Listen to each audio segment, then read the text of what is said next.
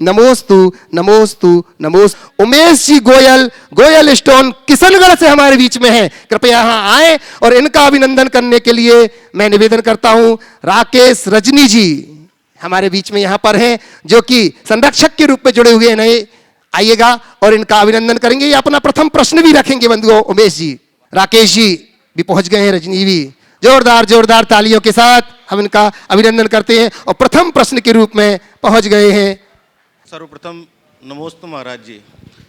मैं इस भव्य निर्माण कार्य में आपसे जुड़ा, आपके माध्यम से जुड़ा, ये मेरा सौभाग्य है। मैं आर्थिक दृष्टि से न जुड़ा, मेरा उद्देश्य सिर्फ अर्थ का नहीं रहा, मेरा एक श्रद्धा का विषय रहा है। मेरे को इतना आशीर्वाद एवं आशीर्वचन दीजिए कि मैं कभी भी लोभ वृत्ति में ना हूँ और निरंतर श्रद्धा भाव से कार्य करता रहूं। बहुत सुंदर।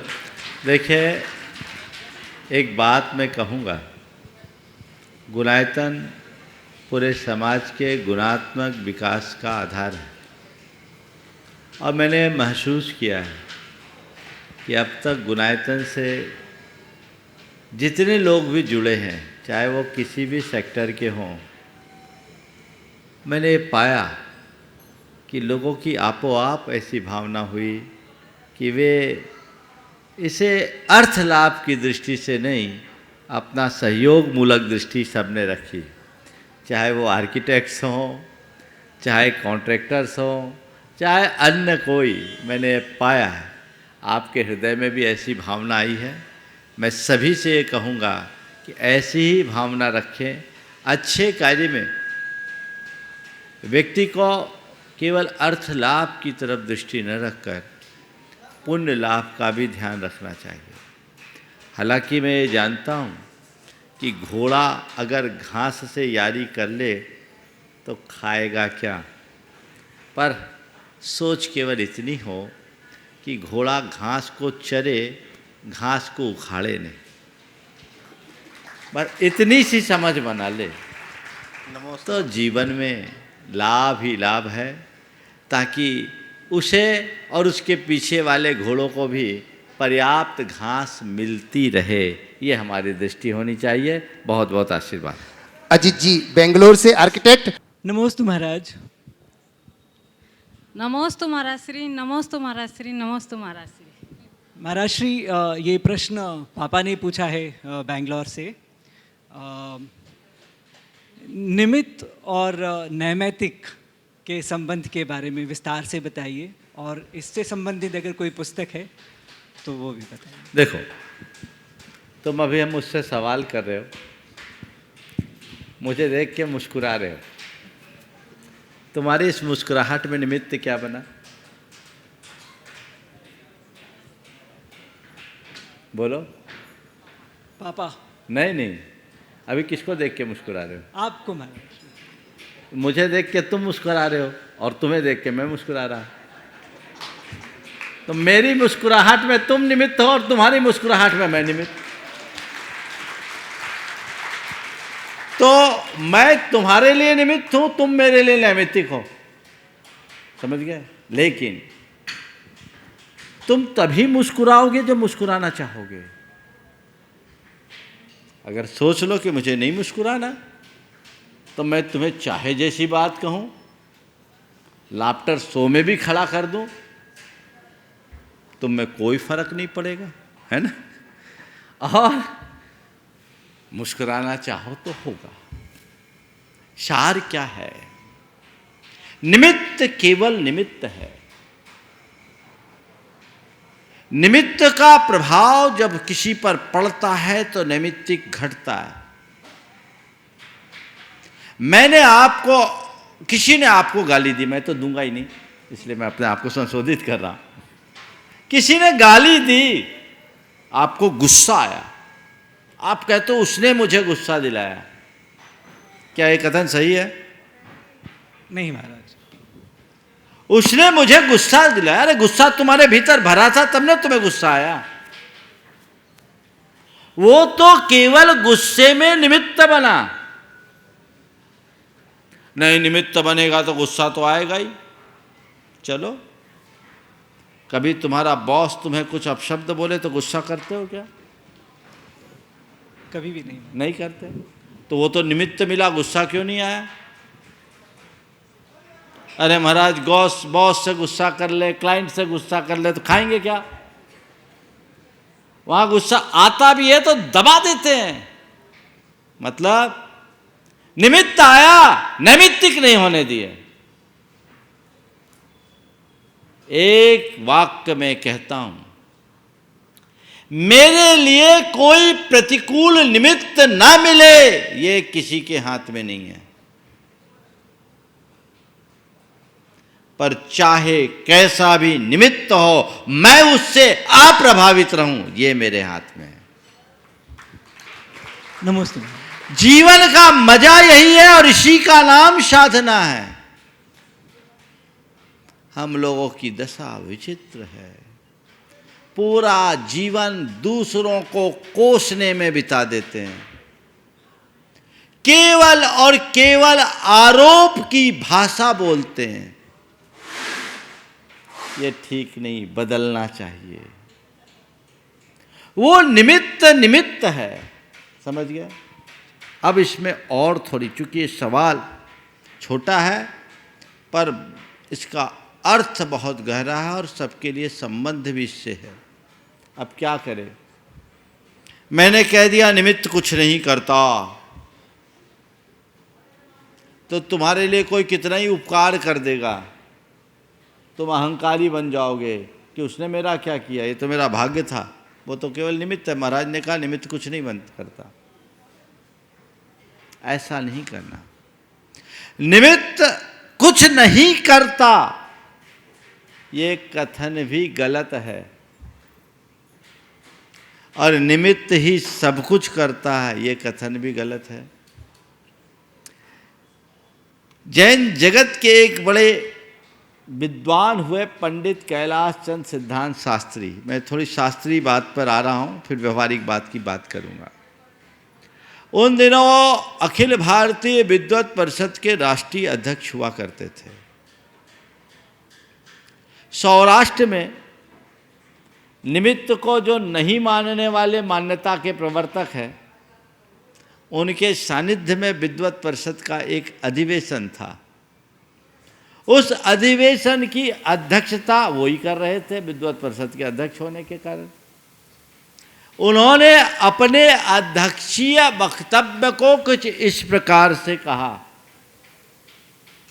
कि लोग मुझे कहते हैं कि निमित्त कुछ नहीं करता, पर मुझे ये समझ में नहीं आया। मैं तो इतना ही मानता हूँ, ये जो समागम हुआ है ये सब स्वामी जी के ही निमित्त से हुआ है।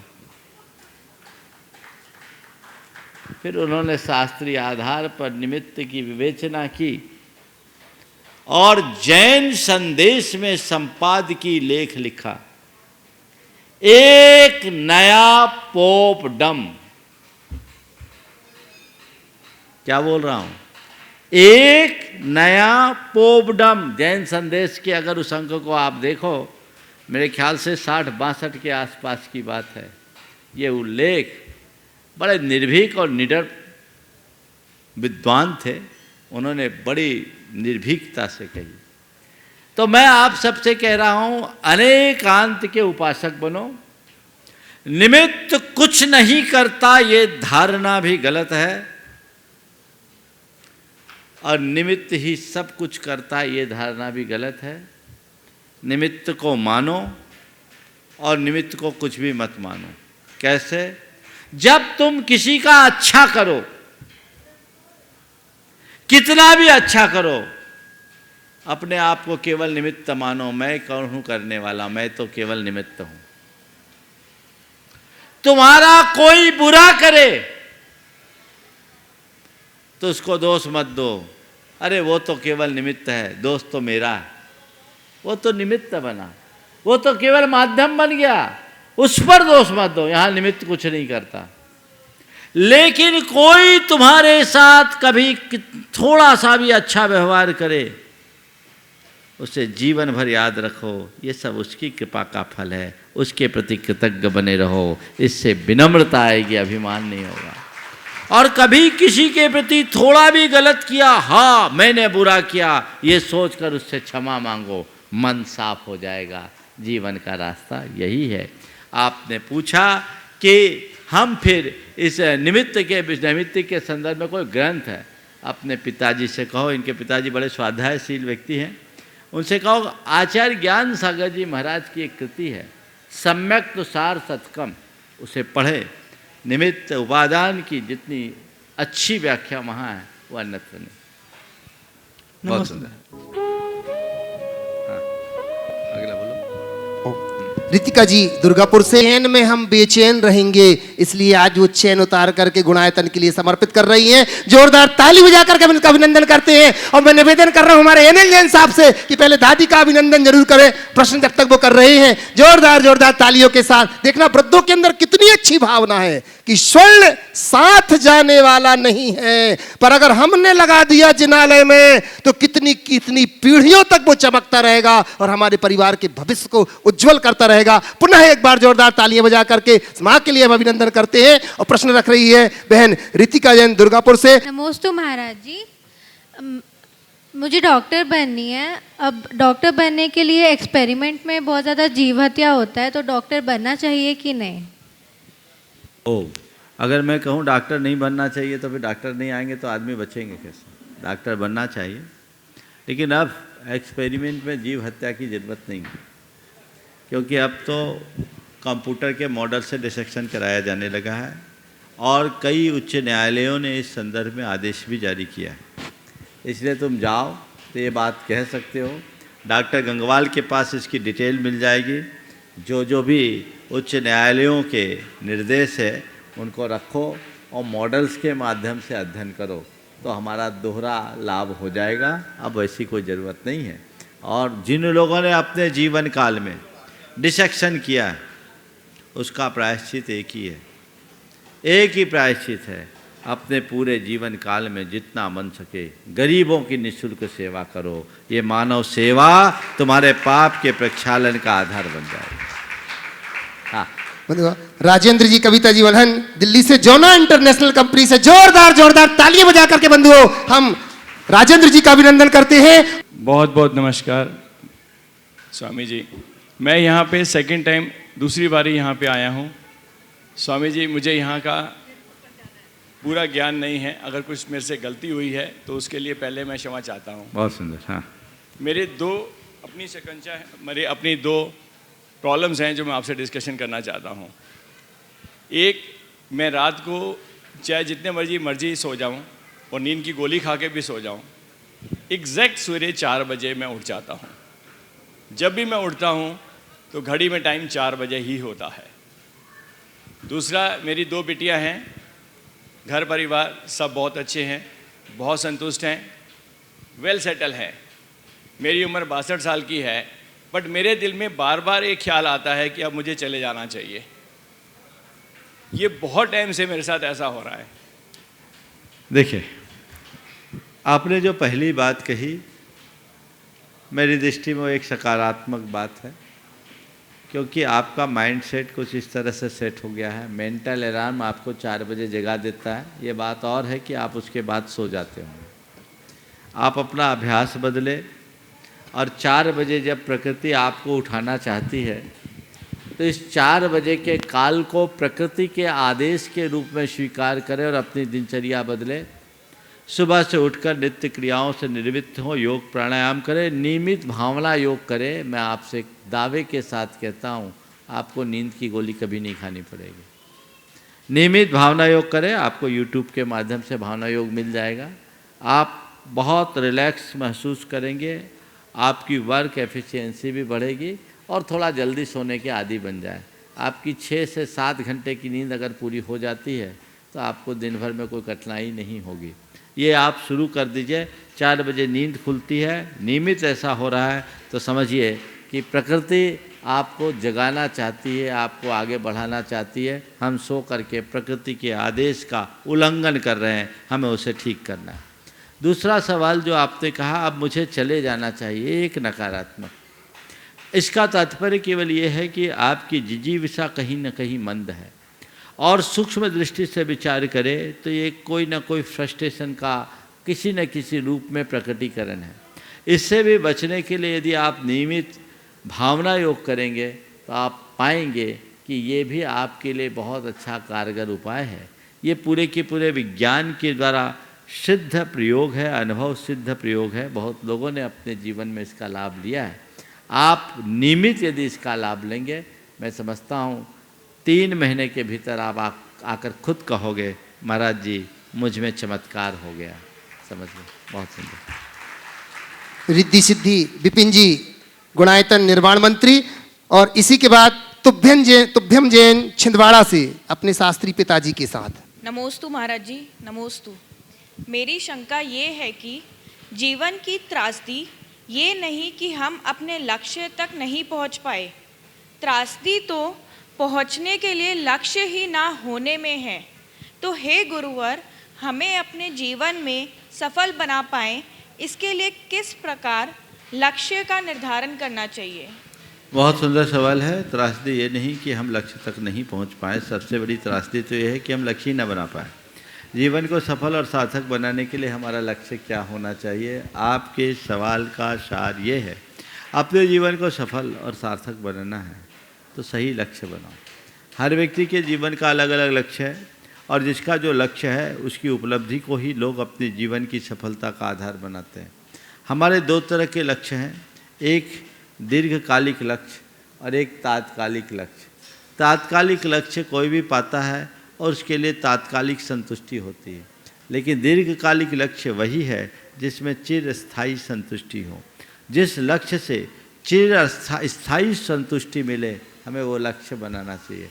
अल्टीमेट गोल क्या है ये समझो, हमारे जीवन का अंतिम लक्ष्य क्या है। किसी भी व्यक्ति से पूछो भैया क्या करना चाहते हो? अभी मैं पढ़ाई करना चाहता हूँ, मुझे आईआईटी करना है। आईआईटी करने के बाद क्या करना है? आईआईटी करने के बाद मैं जॉब करूँगा। जॉब करने के बाद क्या करना है? अच्छी कंपनी खोलूँगा। अच्छी कंपनी खोलने के बाद क्या करना? अच्छा पैसा कमाऊँगा। अच्छा पैसा कमा के क्या करूँगा? क्या करना है? बोले आनंद से रहूँगा। क्या करूँगा? आनंद से रहूँगा। तो तुम्हारा मूल लक्ष्य क्या है? आनंद से रहना ना। तो मैं कहूँगा आनंद से रहना है तो अभी भी रह सकते हो, इतनी लंबी दौड़ लगाने की जरूरत क्या है? दौड़ते रहोगे दौड़ते रहोगे दौड़ते रहोगे, तुम्हारा अल्टीमेट गोल क्या है? हर मनुष्य को अपनी अंतरात्मा की समीक्षा करके उसे सुनिश्चित करना चाहिए। और जो हम लक्ष्य सुनिश्चित करते हैं उसकी उपलब्धि के लिए सचेष्ट होना चाहिए। यदि हम वैसा कर ले, जीवन को ऊंचाई तक पहुंचा सकेंगे। बड़ी विडंबना है, हम ज़्यादातर लोग बड़े उथले लक्ष्यों में जीते हैं और उसमें से कुछ लोग हैं जो पूरा प्रयास करके उसे उपलब्धि भी कर लेते हैं और ज़्यादातर लोग प्रयास भी बहुत हल्का करते हैं, नतीजा परिणाम हाथ से निकल जाता है। ओम। आइएगा तुभ्यम जैन छिंदवाड़ा से, और इसी के बाद तैयार रहेंगे पत्रकार संयम जी जैन भोपाल से, साकेत नगर भोपाल से। नमस्ते महाराज जी, मेरा प्रश्न यह है कि जब भी मैं आपके प्रवचन सुनता हूँ या पाठशाला में पढ़ने जाता हूँ तब मुझे अच्छी आदतें को सीखने की इच्छा होती है, लेकिन जब भी मेरे सामने टीवी या मोबाइल आते हैं तब मैं सब कुछ भूल जाता हूँ। ऐसा क्यों होता है महाराज जी? ऐसा तुम ही नहीं, सबका यही हाल है। बहुत अच्छा है कि तुमने इसे बोल दिया, और तुम छोटे हो इसलिए बोल दिए, बड़े छिपा लेते है ना। तो ये सब क्यों होता है? ये हमारे संस्कारों के कारण होता है। उससे बचने का उपाय क्या है? जो अच्छी बातें हमें सुनने को मिलती है, सिखाई जाती है, उसके लिए संकल्प ले लो। जब हम संकल्पित हो जाते हैं तो गलत बातों की तरफ हमारा ध्यान नहीं जाता। पत्रकार संयम जी साकेत नगर भोपाल से, और इसी के बाद मैं निवेदन करूंगा विद्या विजय जी कासलीवाल नांदेड़ से, गुणायतन शिरोमणि संरक्षक। नमोस्तु नमोस्तु। श्री सामाजिक रूप से उपाधि रूपी बीमारी से अपने आप को कैसे बचाएं, क्योंकि आदि व्याधि का तो इलाज है लेकिन उपाधि का नहीं, कोई मार्गदर्शन दीजिए। समाधि को अपना लक्ष्य बना लो, आदि व्याधि उपाधि सब मिट जाए। एक लक्ष्य बनाओ, मुझे अपनी समाधि बनाए रखना है। समाधि यानी समाधान, ऊपर जाने वाली समाधि नहीं। मन की क्षमता ही समाधि है, और जिससे मेरी समाधि टिकती है मुझे वही काम करना है। जिससे मेरी समाधि मिटती है मुझे उसे दूर से प्रणाम करना है। यदि ये लक्ष्य बन जाए तो सारी दुविधा दूर हो जाए। विद्या विजय जी कासलीवाल नांदेड़ से गुणायतन शिरोमणि संरक्षक, और इसी के बाद निवेदन करूंगा सुरेश जी शीला जी चांदवल जी रारा खातेगांव से। गुरुवर के चरणों में त्रिवार नमस्ते गुरुवर। गुरुवर, मेरा प्रश्न है कि मंदिर, दिगंबर जैन मंदिर के लिए या मंदिर निर्माण के लिए कोई अलग से वास्तुशास्त्र है क्या? अगर है तो इसका क्या प्रभाव पड़ता है कॉलोनी या जहाँ नगर में जहाँ निर्माण हो रहा है? देखिए, सबसे पहले तो मैं कहूँगा एक बार विजय भाई का करतल ध्वनि से आप लोग सत्कार कर दो। ऐसा इसलिए कि इसने अपने द्रव्य से पूरा एक जिन मंदिर का निर्माण कराया, वो भी पाषाण का, नांदेड़ में। मंदिर संपूर्णता में है और हमेशा ऐसे कार्यों में अग्रणी रहते रहे। आपने पूछा है दिगंबर जैन मंदिर के निर्माण का कोई वास्तुशास्त्र है क्या? देखिए, वास्तु, गणित, ज्योतिष और वैद्यक ये धर्म से जुड़ी हुई चीज़ें नहीं हैं, ये लौकिक विद्या है। 2 और 2 4 होते हैं, जैन जोड़े चाहे अजैन, वो 4 ही होंगे। बीमारियां बात पित्त कफ से होती है तो उसे जैन कहे या अजैन, वो सब बराबर ही होंगी। समझ गए? इसी तरह हमारे ग्रह नक्षत्रों का जो 4 क्षेत्र है उससे प्रभावित सब होते हैं, चाहे जैन हो या अजैन। इसलिए अगर ये कहें कि जैन धर्म और वास्तु का कोई अलग से संबंध है तो ये बातें ठीक नहीं। लौकिक शास्त्र है, व्याकरण, आयुर्वेद, ज्योतिष और वास्तु ये लौकिक ग्रंथ है, ये लोक विद्या से जुड़े हुए हैं, इनको धर्म से जोड़ना उचित नहीं है। हाँ, पर जैन धर्म में वास्तु को स्वीकार किया गया है और वास्तु के स्वरूप को रेखांकित करने के लिए प्राचीन काल में भी अनेक ग्रंथों का सृजन रहा होगा जो लुप्त हो गए, पर हमारे द्वादशांग में भी वास्तु का उल्लेख आता है। वर्तमान में अगर जैन ग्रंथ के अनुरूप कोई वास्तु के ग्रंथ को कहा जाए तो एक ठक्कर पेरूमल कृत वास्तुसार प्रकरणम एक ग्रंथ है, समझ गए, जो लगभग 16वीं शताब्दी की है रचना। वो कृति है जो आज भी है, उसे देखा जा सकता है। पर अगर हम निकालना चाहें वास्तु के सिद्धांत को तो जैन ग्रंथों में जो वर्णन है नगरों की संरचना का, भवनों के निर्माण का, मंदिरों के निर्माण का, उन सब में वास्तु के बीज भरे पड़े, सब पूरे कैलकुलेशन के साथ है, वहाँ से निकाला जा सकता है। हाँ, कुछ चीज़ें वास्तु के लिए अलग अलग परंपराओं में भिन्न भिन्न रूप से जुड़ जाती है। जैसे हर परंपरा की अपनी मान्यता है, उसी के अनुरूप उनके उपास्य हैं। तो जब हम मंदिर का निर्माण करते हैं तो वहाँ अपने उपास्य की स्थापना उसी रूप में करते हैं। जैसे भगवान को विराजोगे तो वेदी में ही विराजोगे, शिवलिंग की वेदी नहीं होती, वो जमीन पे होती। तो जो जैसी है परंपरा उसी के अनुरूप, देवी देवताओं का अंकन भी उसी अनुरूप होता है। तो इसलिए जो भी वास्तु के सलाहकार हैं उनको परंपरा का भी ज्ञान होना चाहिए। अगर कोई अंकन आप कर रहे हैं तो वो परंपरा से मेल खाता हो ताकि आने वाले समय में उनका इतिहास भी लिखा जा सके। समझ गए? ये बातें ध्यान देने होगी। नमोस्तु भगवान, नमोस्तु नमोस्तु।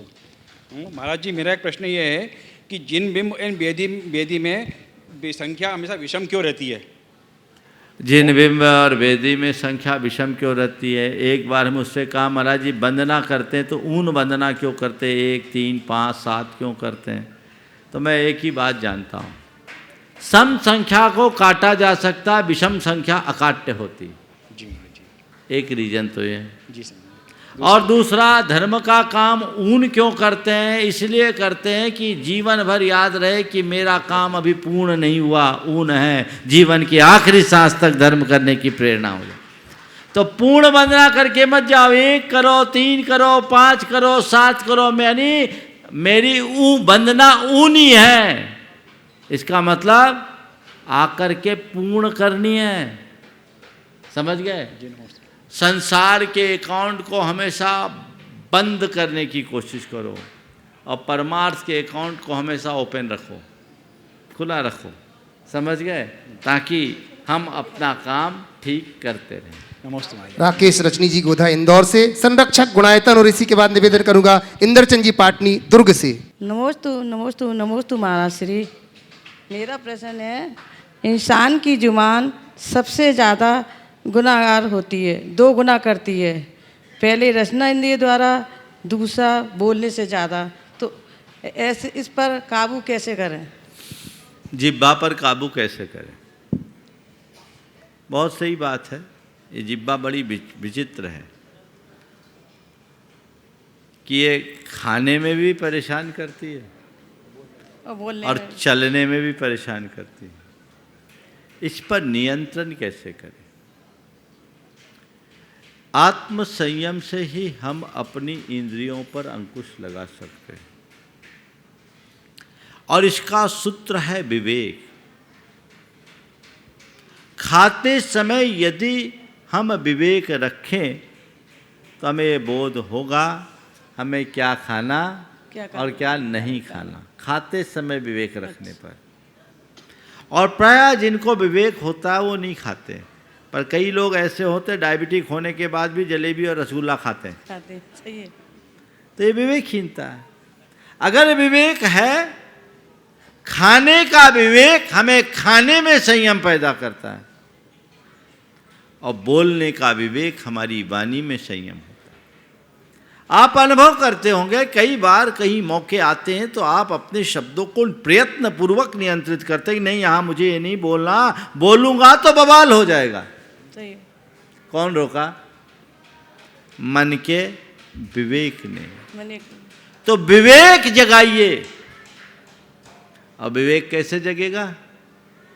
नियंत्रण करना। हाँ, नियंत्रण करना। विवेक कैसे जगेगा? विवेकियों के संसर्ग में रहिए, उनके संसर्ग संपर्क में रहोगे तो देखते ही देखते खरबूजे को देखकर रंग बदलेगा।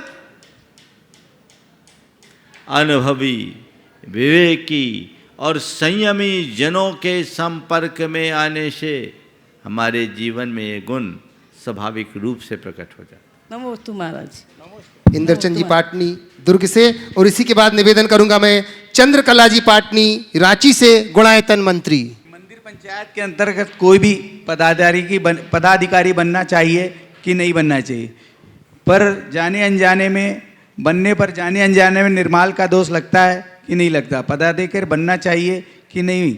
और हम बन चुके हैं, उसके बाद छोड़े हैं, परंतु हमारे मन में शंका है कि हमसे क्या गलती हो गई, उसका किसका निवारण करें?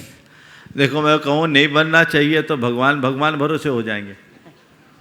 मंदिर के प्रबंध और व्यवस्था को संचालित करने के लिए कुछ लोगों को जिम्मेदारी लेनी ही चाहिए, और वो जिम्मेदारी अगर समाज के द्वारा सौंपी जाती है तो बखूबी उसका निर्वाह भी करना चाहिए। पर मैं एक बात कहूँगा, मंदिर के पदाधिकारी मत बनना, मंदिर के सेवक बनना। सेवक बने परंतु कोई गलतियों के कारण। बात सुनो पूरी। मंदिर के सेवक बनो। हो सकता है, होता ही है कि तुम्हें वे पदाधिकारी के रूप में बुलाए, जिम्मेदारी देना भी पड़ता है, पर तुम अपने आप को पदाधिकारी मानना बंद कर दो, उसे अपना दायित्व मानो और सेवक की भावना से प्रभु की सेवा में अपने आप को अनुरक्त कर दो। जो लोग धार्मिक संस्थानों को सत्ता का अधिष्ठान मानते हैं वे अपनी आत्मा का पतन करते हैं, और जो श्रद्धा का आयतन मानकर स्वीकारते हैं वे महान पुण्य के भागीदार बनते हैं। मेरे मन में बात सुन लो, आप अपनी बात करो, मैं सबकी बात कर रहा हूँ, इधर से चलने दो। जो मैं संदेश दे रहा हूँ उसे गहराई से सुनो, सुधार लेना जो होगा और अच्छा होगा तो स्वीकार लेना। तो श्रद्धा का आयतन मानकर धार्मिक संस्थानों से जुड़ो, सत्ता का अधिष्ठान मत बनने दो, और अपना इस्तीफा जेब में रख करके चलो। जिस दिन तुम्हें लगे कि यहाँ पॉलिटिक्स हो रही है, ले भैया हमें नहीं चाहिए। हम तो तब बड़ा आश्चर्य करते जब मंदिरों की कमेटियों के लिए, तीर्थ क्षेत्र कमेटियों के लिए ऐसी जद्दोजहद होती है कि अदालतों में मामले चले जाते हैं। अभी भी कुछ जगह चल रहे हैं। भाई साहब की कोई जागीर है क्या? कर क्या रहे? सेवा करने के लिए लड़ रहे हो कि अपने अहंकार की पुष्टि के लिए लड़ रहे हो? सोचना केवल ये चाहिए। सेवक को लड़ने की ज़रूरत नहीं है, वो जहाँ खड़ा होगा वहाँ खड़े होकर के सेवा कर सकता है। लड़ता तो केवल अहंकारी है और लड़ाता तो केवल अहंकार है। बचिए। आपको अगर कोई जवाबदारी दी गई स्वीकारिए, जो जिम्मेदारी दी गई है उसका दृढ़ता से निर्वाह कीजिए। कोशिश कीजिए कि मेरे द्वारा कोई गलती ना हो। जानबूझ करके तो कोई गलती करो मत। अनजाने में गलती हो जाए तो उसका एहसास होते ही उसका प्रायश्चित करो, भगवान से क्षमा मांगो, आगे के लिए सुधार लो। गलती होना स्वाभाविक है, कौन नहीं कर सकता, लेकिन गलती होना और गलती करना और गलती करके गलती को दोहराना, इनमें बड़ा अंतर है। गलती हो जाए, गलती हमें करना नहीं है और दोहराना तो कतई नहीं है। अगर हुई है तो उसे सुधारना है। ये लक्ष्य रख करके चलेंगे, जरूर सफल होंगे। चंद्रकला जी पाटनी रांची से गुणायतन मंत्री, और इसी के बाद मनीष जी जैन भावना भोपाल से अंकित भैया के साथ में। मेरी तरफ से और रांची वालों की तरफ से दोनों मुनिराजों के चरणों में नमोस्तु। जीवन में आगे बढ़ने के लिए बड़े लोग कहते हैं कि अपनी लड़ाई खुद लड़ो, तो आगे बढ़ने के लिए लड़ाई लड़ना क्या जरूरी है? बहुत अच्छा सवाल है। बड़े लोग कहते हैं कि अपनी लड़ाई खुद लड़ो, आगे बढ़ने के लिए लड़ना जरूरी है क्या? देखिए, लड़ाई कई तरह की होती है। एक लड़ाई वो है जो किसी दूसरे के साथ होती है, और एक लड़ाई वो है जो स्वयं के साथ होती है। जब हम किसी और को टारगेट बनाकर लड़ते हैं तो उसमें खून खच्चर होता है। ऐसी लड़ाई कभी हमारी प्रगति में सहायक नहीं बनती, वो प्रगति में बाधक बनती है। हमें ऐसी लड़ाई से बचना चाहिए। लेकिन अपनी लड़ाई खुद लड़ो, इसका तात्पर्य ये है कि जीवन में संघर्ष का पथ चुनो, अपनी शक्ति को संयोजित करके आगे बढ़ो।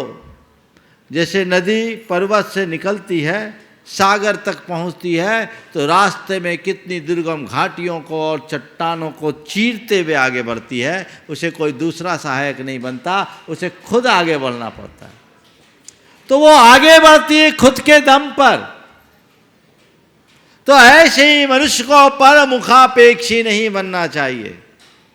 अगर हमारे बड़े बुजुर्ग हमसे ये प्रेरणा देते हैं कि अपनी लड़ाई खुद लड़ो, तो उसका तात्पर्य ये है कि वे हमें आत्मनिर्भर होने की प्रेरणा देते हैं, हमें मजबूत बनने का संदेश देते हैं। ज़्यादातर लोग पर मुखापेक्षी हो जाते हैं। दूसरों पर निर्भरता मनुष्य को कमजोर बनाती है। इसलिए अपने बल पर चलो, अपने बल पर चलो। याद करो अपने बचपन को, जब चलना शुरू किए कई कई बार गिरते थे। आप तो एक माँ हो, पता होगा। बच्चा गिर रहा है पता, फिर भी उंगली छोड़ रहा है। बच्चा पकड़ना पर चाह रहा है लेकिन उंगली छोड़ रही है। इसलिए नहीं कि बच्चा गिर जाए, इसलिए कि बच्चा गिरेगा तभी संभलेगा और तभी मजबूत होगा और चलने में समर्थ होगा। यही होता है ना संदेश। चलने दो। अगर आखिरी तक हाथ पकड़े रहे तो बुढ़ापे तक हाथ ही पकड़ना पड़ेगा। इसलिए छोड़ा जाता है। पर मुखापेक्षिता से बचना चाहिए। मनीष जी भावना जी भोपाल से, अंकित जी भोपाल से, और इसी के बाद अनमोल जैन सागर से और चेरी जैन सागर से, दोनों एक साथ तैयार रहेंगे। गुरुवर, एक बड़ी आशा के साथ आपसे इस सवाल का जवाब जानना चाहता हूँ। गुरुवर, हम भक्तों ने भोपाल में मिसरोद 11 मील के बीच श्री जी का मंदिर बनाने का संकल्प लिया है, लेकिन संभव होने में अधिक समय लग रहा है। भावों को यथार्थ में परिवर्तित करने के लिए ऐसा कौन सा स्रोत या मंत्र जाप किया जाए? देखिए, बहुत अच्छी बात है, मंदिर बनाने का पुनीत भाव आपने जगाया है। भावना को साकार कीजिए। अच्छे कार्य में समय तो लगता है, घबराइए मत, अधीर मत होइए। आपके पास अगर भूखंड प्राप्त हो गया, भूखंड है? भूखंड भी देख रहे हैं महाराष्ट्री, वो भी नहीं है। चलिए, जब तक नहीं हो रहा है तब तक सब लोग णमोकार मंत्र की नित्य आराधना कीजिए। मैं भी भावना भाता हूँ, आपका काम शीघ्र सफल हो। नमस्ते। अनमोल जी, चेरी जी सागर से शीघ्रता से पहुंचिएगा। और इसी के बाद निवेदन करूंगा डॉक्टर राजेश कुमार जी मेहता जोधपुर से। महाराज जी, मुझे हर काम करने में डर लगता है, उस डर को मैं कैसे दूर करूं जिससे मेरा आत्मविश्वास बढ़े? ये सवाल तुम्हारा है कि किसी और ने बताया? पहले ये बताना। मेरा ही है महाराज जी। वाह, बहुत अच्छा। आत्मविश्वास का मतलब जानती हो? दो माइक दो तो थोड़ा। आत्मविश्वास का मतलब क्या होता है? कॉन्फिडेंस। बहुत सुंदर। और इसके उत्तर में इसका कॉन्फिडेंस झलक रहा है। बहुत सुंदर। देखिए, डर एक बड़ी दुर्बलता है। मैंने इसलिए किया कि कई बार लोग अपने प्रश्न बच्चों से पूछवाते हैं, तो बच्चों का जब सवाल होता है तो मुझे बच्चा बनकर उत्तर देना पड़ता है, और जब सवाल बड़ों का होता है तो मैं बड़ों की तरह उत्तर देता हूँ, है ना।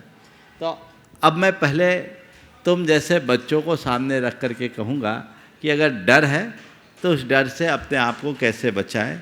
बच्चे हो या बड़े, डर तो सब में है, और डर तो हो भी क्यों नहीं, क्योंकि हमें बचपन से ही डर सिखाया जाता है, डराया जाता है। जब हम खाना खाना सीखते हैं तो माँ कहती बेटा खा ले, नहीं तो हाबू आ जाएगा, साधु बाबा ले जाएगा। ये डर हमारे सबकॉन्शियस में बचपन से भर दिया जाता है, और वही डर कालांतर में अनेक अनेक रूपों में उत्पन्न होता है, और कई कई बार ये एक बड़ी मनोविकृति के रूप में आ जाता है। अगर डर आए, मन डरे, तो क्या करो? कुछ मत करो। तुम बच्चों के लिए एक बात कहता हूँ, समझ गए? णमोकार मंत्र पर विश्वास है? है ना? हाँ। बिल्कुल।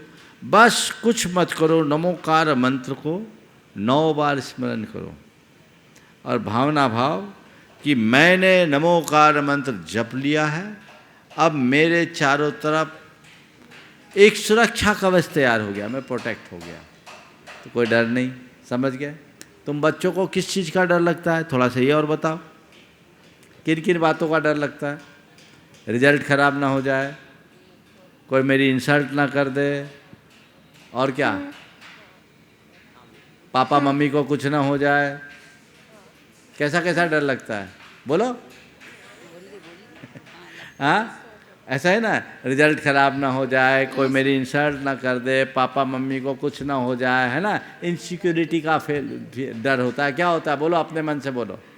कोई मेरे बारे में कुछ सोच तो नहीं रहा। हाँ, बस एक बात सोचो कि मैं अच्छा करूं, दुनिया चाहे जो सोचे, हम जो करेंगे दिखेगा तो वही। समझ गए? इसलिए लोग मेरे बारे में क्या सोचते हैं, इसे हमें नहीं सोचना, हमें अपने लिए क्या करना है इसे याद रखना, तो डर दूर हो जाए। राजेश जी मेहता, राजेश जी मेहता जोधपुर से। नमस्ते। नमस्ते, जोधपुर से हूँ बाबू जी। मन में शांति कब होगी और शिव की प्राप्ति कब होगी? शिव की प्राप्ति कब होगी? देखिए, मन में शांति तो जब चाहे तब होगी। अशांति को विदा कर दो, शांति हो जाए। अशांति को पाल रखा है आपने, शांति आएगी कहाँ से? सही बात। दोनों में बैर है, दोनों सौतन है। जहाँ वो अशांति को खड़ी देखती, शांति भाग जाती। आपने अशांति के निमित्तों को अपने पास पाल रखा है कि नहीं पाल रखा है? उनको हटा दो, उन सबको विदा करो, तिलांजलि दो। और अशांति का निमित्त क्या है बता दूं? हाँ, बता दूं? सबसे पहली बात, निमित्तों से प्रभावित होना। छोटे छोटे निमित्तों से प्रभावित होते अशांति हो जाती। उसने मुझे कुछ कह दिया, उसने मेरे साथ कुछ कर दिया, अब ऐसा हो गया, वैसा हो गया, अशांति आ गई। अब अशांति को बुलाना ही नहीं है तो निमित्तों से अप्रभावित रहना है। दूसरी बात, असंतोष। कुछ भी हो, संतोष नहीं, अशांति। असंतोष अशांति की जड़ है, तो असंतोष को मिटा दो, शांति आ जाएगी। असंतोष को मिटाने के लिए संतोष ले आओ, जो है जैसा है जितना है उतने को ले आओ, शांति हो जाएगी। अशांति का तीसरा कारण है कल की चिंता, कल क्या होगा, कल क्या होगा, कल क्या होगा। सिद्धांत बना लो, जो कल देगा वो कल की व्यवस्था देगा।